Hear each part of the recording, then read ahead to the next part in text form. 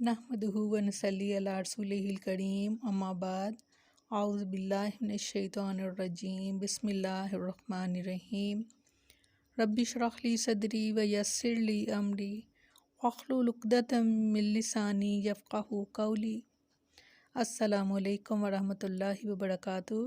कैसे हैं आप सब?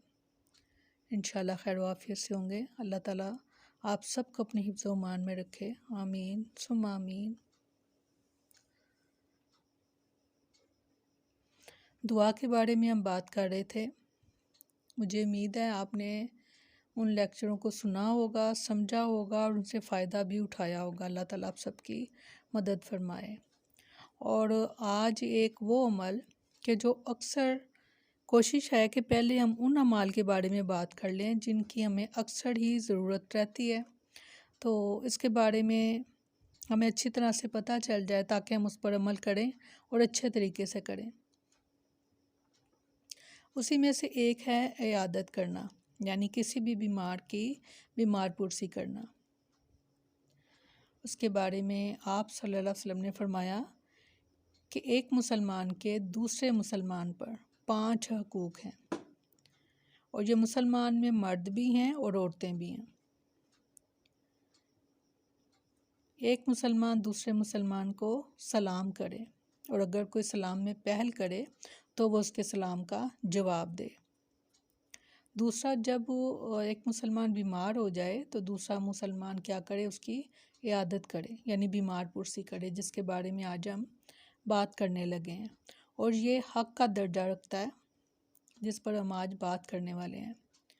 तीसरा हक़ ये है कि जब कोई मुसलमान मर जाए तो दूसरा मुसलमान उसके जनाजे पर पहुँचे और उसको जनाजे को उसके पढ़े। तीसरा, ये 3 हो गए। चौथा है कि जब वो कोई मुसलमान किसी दूसरे मुसलमान को दावत दे तो मुसलमान को चाहिए कि उसकी दावत को कबूल करे। और फिर 5वां हक़ कि अगर छींक आए किसी को और वो अल्हम्दुलिल्लाह कहे तो जवाब में उसको या रहमकल्ला कहे। ये हक़ है एक मुसलमान का दूसरे मुसलमान पर। आज हम इयादत के बारे में बात कर रहे हैं। तो सैयदना अली रज़ी अल्लाह अन्हु रिवायत करते हैं कि आप सल्लल्लाहु अलैहि वसल्लम ने फरमाया, जो मुसलमान दूसरे मुसलमान की दिन के अव्वल हिस्से में दोपहर से पहले इयादत करता है तो 70,000 फरिश्ते, कितने?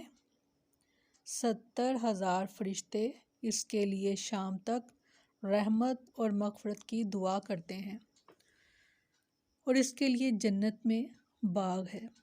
सुभान अल्लाह। 70,000 फरिश्ते उस शख्स के लिए दुआए मग़फ़िरत करेंगे, रहमत और मग़फ़िरत की दुआ करेंगे उसके लिए कि जो किसी की इयादत करने के लिए जाता है। आप सल्लल्लाहु अलैहि वसल्लम ने फरमाया, मुसलमान जब अपने मुसलमान भाई की तीमारदारी के लिए जाता है तो वापस लौटने तक जन्नत के मेवे चुनता है। सुभान अल्लाह, सुभान अल्लाह। आप सल्लल्लाहु अलैहि वसल्लम ने फरमाया, अल्लाह ताला जिस शख्स के साथ भलाई का इरादा करता है इसे बीमारी में मुब्तला कर देता है। हैरानगी हुई है आपको सुनकर कि जिसके लिए अल्लाह ताला भलाई का इरादा करते हैं उसे बीमारी दे देते हैं। तो हमने क्या जुमले सुने हैं बीमारों के बारे में। हम कहते हैं इसने ज़रूर कोई गुनाह किया है जिसकी पादाश में ये बीमार हुआ और ये अल्लाह ने इसको पकड़ लिया है। और यहाँ हम क्या पढ़ रहे हैं, क्या खुशखबरी है। आप सल्लल्लाहु अलैहि वसल्लम फरमा रहे हैं कि अल्लाह ताला जिस शख्स के साथ भलाई का इरादा करता है इसे बीमारी में मुब्तला कर देता है। और जिस तरह आजकल लोगों की ज़बान पर जो बातें होती हैं, अगर ये वाकई ऐसे ही है तो देखें कि अंबिया को कैसी कैसी तकलीफ़ें पहुंची। हज़रत अय्यूब के बारे में आपने सुना होगा, उनको कैसी तकलीफ़ थी। आप सल्लल्लाहु अलैहि वसल्लम को कैसी कैसी तकलीफ़ और अज़ियत पहुंची। तो उनसे ज़्यादा कोई प्यारा अल्लाह का है। तो इससे अब हमें भी हौसला और सब्र इस चीज़ से आएगा कि अल्लाह ताला ने हमारी भलाई का इरादा किया जो हमें तकलीफ़ आई। क्योंकि बीमार होने से इंसान बहुत से दूसरे कामों से बच जाता है। اور اللہ کے نزدیک ہو جاتا ہے، اور اللہ تعالیٰ اس سے محبت کرتے ہیں کہ جس کو اپنے ساتھ پاس کرنا چاہتے ہیں اسے کوئی نہ کوئی تکلیف، کوئی رنج، کوئی غم پہنچا دیتے ہیں، تو وہ انسان جو ہوتا ہے وہ اللہ تعالیٰ کے مزید قریب آ جاتا ہے۔ آپ صلی اللہ علیہ وسلم نے فرمایا مسلمان کو جو بھی رنج، دکھ، فکر اور غم پہنچتا ہے، یہاں تک کہ اگر اسے کانٹا بھی لگتا ہے تو وہ تکلیف اس کے گناہوں کا کفارہ بن جاتی ہے۔ سبحان اللہ۔ آپ صلی اللہ علیہ وسلم نے فرمایا جب کسی مسلمان کو کوئی تکلیف پہنچتی ہے تو اللہ تعالیٰ اس کی وجہ سے اس کے گناہ اس طرح مٹاتا ہے جس طرح پت جھڑ میں درخت کے پتے جھڑتے ہیں۔ آپ صلی اللہ علیہ وسلم نے فرمایا بخار ہو جائے تو اس کو برا نہ کہو، کیونکہ بخار آدمی کے گناہ اس طرح دور کرتا ہے جس طرح بھٹی لوہے سے میل کو دور کر دیتی ہے۔ جیسے زنگ لگے ہوئے لوہے کو بھٹی میں ڈالا جائے تو اس کا زنگ اتر جاتا ہے سارا، اور ساری اس کی میل اس دور ہو جاتی ہے اور وہ لوہا صاف ستھرا ہو کر باہر نکلتا ہے۔ سبحان اللہ۔ آپ صلی اللہ علیہ وسلم نے فرمایا اللہ تعالیٰ مسافر اور مریض کو ان اعمال کے برابر اجر دیتا ہے جو وہ گھر میں اور تندرستی کی حالت میں کیا کرتا تھا، یعنی ایک عمل جو آپ باقاعدگی سے کرتے ہیں صحت کی حالت میں یا پھر مقیم کی حالت میں، اور پھر کبھی اس طرح ہو گیا کہ آپ کبھی سفر پر ہیں یا آپ بیمار ہیں تو آپ کا وہ عمل آپ نے حالانکہ اس کو کیا نہیں ہے مگر وہ اللہ تعالیٰ لکھ لیں گے، کیونکہ آپ اس کو باقاعدگی سے کرتے تھے اس عمل کو، بے شک وہ 2 نفل ہی کیوں نہ ہو، بے شک وہ قرآن نہ ہو، بے شک کوئی ایسا عمل کہ جو آپ حالت صحت میں اور حالت اقامت میں یعنی اپنے گھر میں رہتے ہوئے روزانہ بلا ناغہ وہ کرتے تھے، تو وہ عمل رک گیا تو اس کا بھی اللہ تعالیٰ اجر آپ کو ویسے ہی دیتے رہیں گے جیسے کہ آپ کو اس پر عمل کرنے سے مل رہا تھا۔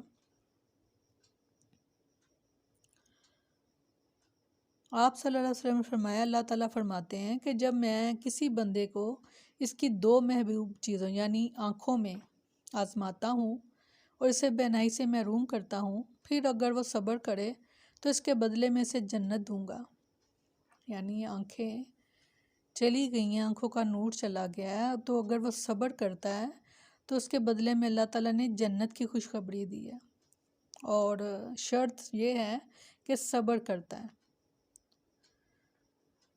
آپ کے پاس ایک عورت آئی اور عرض کی کہ مجھے مرگی کا دورہ پڑتا ہے اور میرا سطر کھل جاتا ہے، آپ صلی اللہ علیہ وسلم میرے لیے اللہ سے دعا کریں۔ آپ صلی اللہ علیہ وسلم نے فرمایا اگر تو صبر کرے گی تو تیرے لیے جنت ہے، اور اگر چاہے تو دعا کیے دیتا ہوں کہ اللہ تجھے صحت سے نوازے۔ وہ کہنے لگی کہ میں صبر کروں گی، پھر کہنے لگی کہ میرا سطر کھل جاتا ہے، اللہ سے دعا کریں کہ وہ نہ کھلے تاکہ میں بے پردہ نہ ہوں۔ چنانچہ آپ صلی اللہ علیہ وسلم نے اس کے لیے دعا فرمائی۔ سبحان اللہ، یعنی یہ دعا فرما دی کہ اس کا پردہ جو ہے اللہ تعالیٰ وہ سلامت رکھے۔ تو ہم اگر بیمار بھی ہو جائیں تو بھی اس حالت میں بھی بے شک ہمیں اجازت ہے کہ آپ ڈاکٹر کے پاس جاتے ہوئے اپنا پردہ اتار سکتے ہیں ضرورت کے تحت، مگر کوشش کرنی ہے کہ جہاں تک ہو سکے اپنے سطر کی حفاظت کی جائے، اور عورت تو سر سے پاؤں تک اس کا پردہ ہے۔ اللہ تعالیٰ ہماری مدد کریں، اللہ تعالیٰ کوئی ایسی تکلیف نہ دے کہ جس کی وجہ سے ہمیں بے پردگی کا سامنا کرنا پڑے۔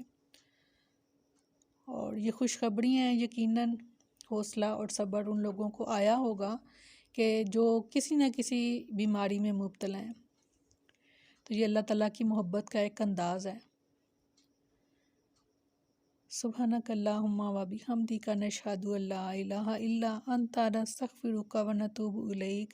سبحان ربک رب العزت عما یصفون وسلام علی المرسلین والحمد للہ رب العالمین۔